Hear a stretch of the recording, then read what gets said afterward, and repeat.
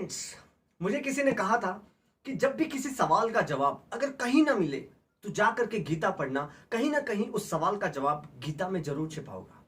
और आज के जो सबसे ज्यादा सवाल है जो लोगों के दिमाग में कि हमारी इकोनॉमी फिर से डेवलप हो पाएगी या नहीं हो पाएगी, बिजनेसेस फिर से रन हो पाएंगे या नहीं हो पाएंगे, पेमेंट रिकवरी वापस ऑन फ्लोर आ पाएगी या नहीं आ पाएगी। तो जब मैंने गीता पढ़ी तो मुझे एक कुदरत का एक नियम मिला। वो नियम मैं आप लोगों से शेयर करना चाहता हूं। वो नियम है ब्रह्मा, विष्णु एंड महेश। अब आप कहोगे कि ये तो भगवान के नाम है, मैं कहूंगा कि एक नियम है। ब्रह्मा जो किसी भी चीज को बनाते हैं, विष्णु जो उस चीज को चलाते हैं, और महेश जो उस चीज का विनाश करते हैं।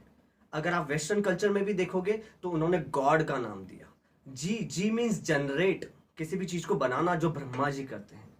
ओ मीन्स ऑपरेट, उसको चलाना जो विष्णु जी करते हैं। एंड डी मीन्स डेस्ट्रॉय, जिसको महेश जी करते हैं।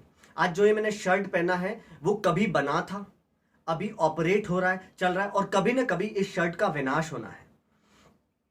तो लेकिन आफ्टर डेस्ट्रॉय व्हाट, विनाश के बाद क्या? तो जब मैंने इसमें देखा कि आप सोचो कि कभी आपने ब्रह्मा जी के बच्चों के बारे में सुना? नहीं, शायद नहीं। विष्णु जी के संतानों के बारे में कभी सुना? शायद नहीं। लेकिन महेश की संतान के बारे में हम सब जानते हैं, कार्तिकेय एंड गणेश। गणेश जी जो शुभ शुरुआत के प्रतीक है, एक होप के प्रतीक है। शुभ शुरुआत जो होती है वो गणेश जी से होती है। तो जब विनाश आ जाता है उसके बाद शुरुआत होती है। इतिहास गवाह है, जब फर्स्ट वर्ल्ड वॉर हुआ था तो जर्मनी पूरी तरीके से बर्बाद हो चुका था। लेकिन जब सेकेंड वर्ल्ड वॉर हो रहा था तो जर्मनी सबसे ज्यादा पावरफुल कंट्री थी, लीडेड बाय हिटलर। जब सेकेंड वर्ल्ड वॉर हुआ तो जापान पूरी तरीके से बर्बाद हो चुका था। लेकिन आज आप देखेंगे तो सबसे ज्यादा टेक्नोलॉजी, सबसे ज्यादा इन्वेंशन और सबसे ज्यादा डेवलप अगर किसी कंट्री ने किया है तो वो जापान है।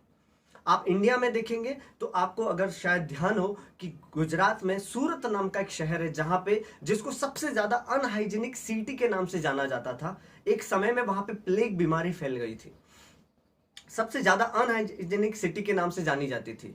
लेकिन उसके बाद अगर गुजरात में किसी सिटी ने सबसे ज्यादा डेवलप किया है तो वो सूरत ही है। 2001 में जब गुजरात में अर्थक्वेक आया था तो कच्छ जो डेवलप नहीं था वो पूरी तरीके से बर्बाद हो चुका था। लेकिन 2001 से 2020 तक में अगर आप देखोगे तो सबसे ज्यादा डेवलपमेंट कच्छ में हुआ है। तो इतिहास अगर आप देखोगे तो जब भी विनाश हुआ है उसके बाद एक रीसर्जन हुआ है, एक रीडेवलपमेंट हुआ है। तो अभी जितना भी विनाश हो रहा है, जितने भी लोग तकलीफ में हैं, जिनको लग रहा है कि इस बीमारी की वजह से उनकी सक्सेस रुक गई है, उनके काम रुक गए हैं, इकोनॉमी ब्रेक डाउन हो गई है, सब मंदी हो गई है, तो मैं आपको बता दूं कि वापस रीडेवलपमेंट, एक नया सर्जन होने वाला है।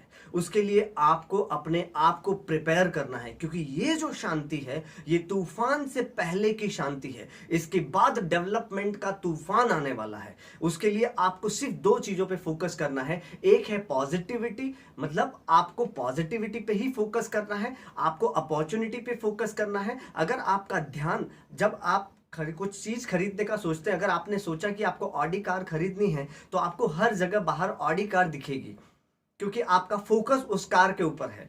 अगर आपका focus corona virus, economy breakdown, तकलीफों पे रहेगा, किसी से फोन पे आप तकलीफों की बातें करेंगे तो आपको वही मिलने वाला है। तो आपको अपॉर्चुनिटी, पॉजिटिविटी पे फोकस करना है, और दूसरा आपको अपने आप पर और कुदरत के इस नियम पर भरोसा करना है कि सब कुछ अच्छा होने ही वाला है। इसलिए गीता में लिखा है कि जो हुआ है वो अच्छा हो रहा है और जो होगा वो भी बहुत अच्छा होगा। तो आपको कुदरत के उस नियम पे भरोसा करना है।